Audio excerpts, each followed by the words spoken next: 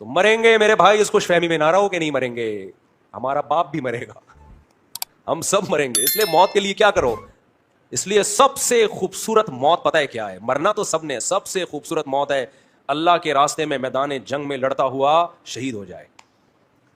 شہیدوں پہ ترس نہیں کھایا کرو، ترس تو ہم اپنے اوپر کھایا کریں. اور شہادت کہاں ملتی ہے پتہ ہے آپ کو؟ حق کی خاطر بول رہے ہو، کوئی دہشت گرد مار کے چلا گیا، یہ شہادت ہے. حق بولنے پہ شہادت ملتی ہے. مظلوم کی مدد پہ شہادت ملتی ہے. ڈاکو تھا، چیز کوئی چھین رہا تھا آپ سے، آپ نے کہا نہیں دوں گا تاکہ ڈاکوؤں کو جرت نہ ہو، لڑتے ہوئے آپ نے اس کو قتل کر دیا، وہ جہنم میں، اس نے آپ کو مار دیا، آپ شہید. ایسے شہید کے نہ غسل دیا جائے گا نہ کفن دیا جائے گا. آج کل لوگوں نے یہ شہادت کے یہ والا مرتبے کو تو بیان کرنا چھوڑ دیا، اس لیے لوگ ڈاکوؤں کے سامنے کیا ہو گئے؟ بزدل. پھر بھی میں کہتا ہوں کہ کچھ بھی نہیں ہے تو پھر نہیں لڑو. کسی درجے میں امکان ہو کہ آپ مار تو دو نا اس کو، ورنہ تو ذرا سا ہلو گے وہ مار دے گا. پھر اپنے بیوی بچوں کا خیال کرو. ہمارے ایک دوست ہیں، اللہ ان کو جزائے خیر دے، ابھی ایک ڈاکو ڈکیتی کا کیس سامنے آیا کہ ڈاکو آئے، ان سے چھین کے چیزیں چلے گئے، بچی پہ بھی گن پٹ بندوق رکھ دی، انہوں نے پکڑا دی ساری چیزیں. اس کے بعد ان کے پاس اسلحہ تھا الحمدللہ، کہیں رکھا ہوا تھا انہوں نے. وہاں گئے، جاتے ہی 2 ڈاکوؤں کو اڑا دیا. اتنی دل سے خوشی ہوئی کہ 2 ڈاکو جہنم میں الحمدللہ ڈال دی، اتنی خوشی ہوئی. اور ایسے موقع پہ کسی کو ڈاکوؤں پہ ترس آ رہا ہو نا تو سمجھو ملا ہوا ہے ان کے ساتھ. یہ عوام ڈاکو کو پکڑ کے کوٹ رہی ہو اور کوئی چھڑا رہا ہو اس کو بھی لٹا دو، بشرطے کہ ڈاکو ہوں. یہ ایک اہم بعض دفعہ غلط فہمی میں بے گناہ لوگ مارے جاتے ہیں، یہ نہیں ہونا چاہیے.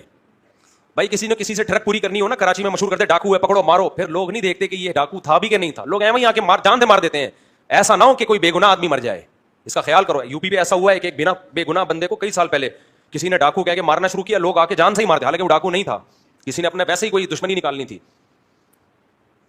تو یہ بھی شہادت ہے، ڈاکو سے مقابلے میں آپ کی جان چلی جائے. اور ایسی اعلیٰ درجے کی شہادت ہے کہ نہ غسل دیا جائے گا اور نہ کفن. شہید کو نہ غسل دیا جاتا ہے نہ کفن دیا جاتا ہے.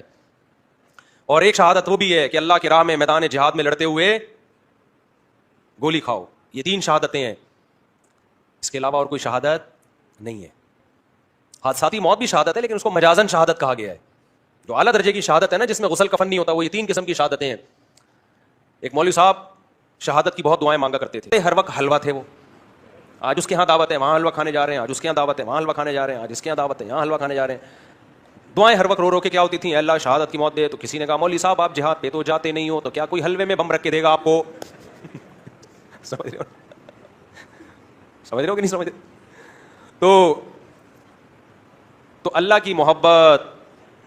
کی محبت پیدا کرنی ہے، اس سے سکون ملے گا. دنیا کا مسافر خانہ ہونے کا احساس بڑھے گا. یہ دونوں چیزیں لازم ملزوم ہیں. دنیا مسافر خانہ ہے تو پھر اللہ سے محبت ہوگی، کیونکہ پھر دنیا دل لگانے کی جگہ رہے گی نہیں آپ کی نظر میں. پھر آپ کا دل خالی ہو جائے گا کس کی محبت کے لیے؟ اللہ کی محبت. دل تو کسی نہ کسی کو چاہتا ہے، دل خالی نہیں رہتا. دنیا نکلے گی تو اللہ آئے گا، اللہ نکلے گا تو دنیا آئے گی. اس میں